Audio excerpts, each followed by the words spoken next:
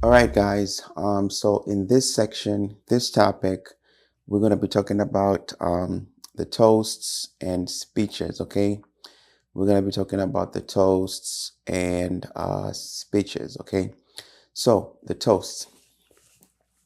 So the toasts, to me, I consider this one of the most important part of the reception for me because mainly I need to get good audio because this part is where I get the film voiceovers from. Okay, any place where I do the voiceovers, any place, any moment where I have to get voiceover kind of stuff, I take it seriously.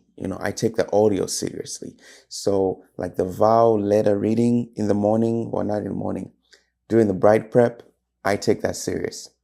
Ceremony, because I can use voiceovers from the officiant, I take that seriously. The toasts, the toast speeches and stuff, I take that seriously. So these 3 times of the wedding, I take them seriously because this is what makes my story during a wedding. These 3 moments make my story because in these 3 moments you hear the couple's story. So that helps you craft the story because during the toast you're gonna have the bridesmaids and whoever's gonna be talking. They're gonna be telling the stories of these two. So you want those stories. You want every wedding film is a story because every couple is different. So you're gonna get stories from when they're reading their letters, when the during the ceremony. Well, during the ceremony, it's just mostly like, love and stuff like that, unless the officiant knows them a little bit more and kind of goes into detail a little bit about how, they grew up. But that's a good part. That's a good option where you get the story from as well. And 3, the most important time where you get stories for the couple, where you get to learn the stories is the reception. So take this very seriously. Take this audio very seriously, guys. Take this audio. Sometimes I go as far as trying to mic everybody who's going to be, making a toast because, I want to capture good audio. So I don't just rely on the DJ for this one. I rely on my backups, different backups, guys. So make sure you get the good audio from this moment, from the toasts and stuff like that. So that's number one. That's the most important thing during a toast is the audio. So the video matters, but sometimes when you're doing a highlight video, you can kind of throw different B-roll shots. You can kind of make it cinematic, but as long as the voiceover is like on point, it's crisp, it's clear, that what matters. So make sure that's what separates the rookies from the professionals, the audio. Okay, so make sure your audio is on point. You don't want to use on-camera audio. You want to use audio that, mic the person talking.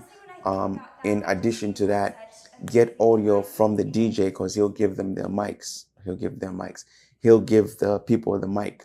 So get audio, plug into the DJ system, and then also mic the people that are going to be talking. Okay.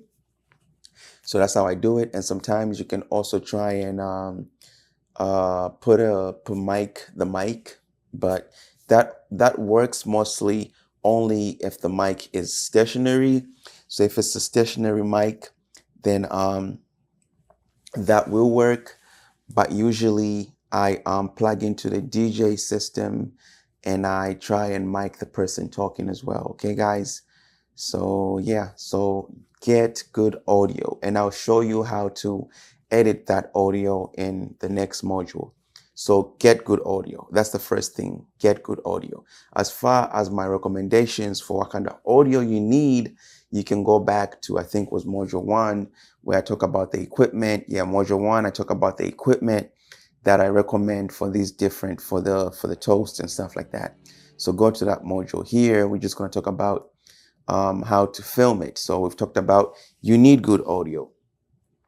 So the next thing is, how do you set up to film, to capture the reception, right?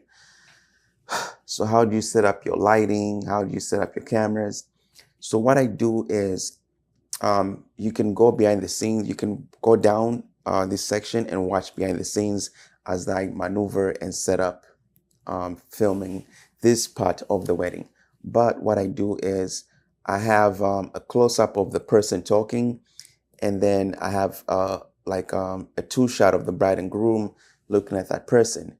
So you can go behind the scenes and see how I do it. But yeah, so two shot of the bride and groom looking at the person, listening. That's the only two cameras you need. If you have three cameras, if you want to make it even, if you want to go overkill, you can do three cameras and have one angle which shows the bridegroom and the person talking. Okay, guys? So that's how you can kind of do it. But you can set it up how you want, but I always like getting the person talking, nice, clear footage, no grain, no nothing. And then, so I usually just use one light for this part of the wedding, but you can use two lights if you want. You can use 3-point lighting, but I try not to kind of overkill on the lighting. As long as I'm not getting any grain, I'm good. As long as the faces are lit, I'm good, but you can try and overkill and do 3-point lighting for this moment of the wedding, but I just kind of go with one light, and usually it lights up, the scene. It lights up the whole, because I also have to position the people talking, okay? So I tell them stand by the bride and the groom. So if it's a guy from the groomsmen, he stands on the groom's side. And if it's a girl or bridesmaid, she stands on the bride's side to do the talking. So, and then I just move my lighting and stuff like that. I move my equipment around. So just go behind the scenes, and I'll also in this video, I'll try and put some B-roll of me maneuvering and doing these things. But yeah, so that's how I film the toasts, the speeches. So as far as making this part of the wedding cinematic, I usually just capture good audio. This part of the wedding for me is just to capture the good audio and good video quality of the reactions of the bride and groom, and a close-up of the person talking. And that's it, because I'm going to use that for voiceovers, for the highlights, and or for the wedding trailer teaser. Okay, so let's move on to open dance flow, guys. All right. You got it.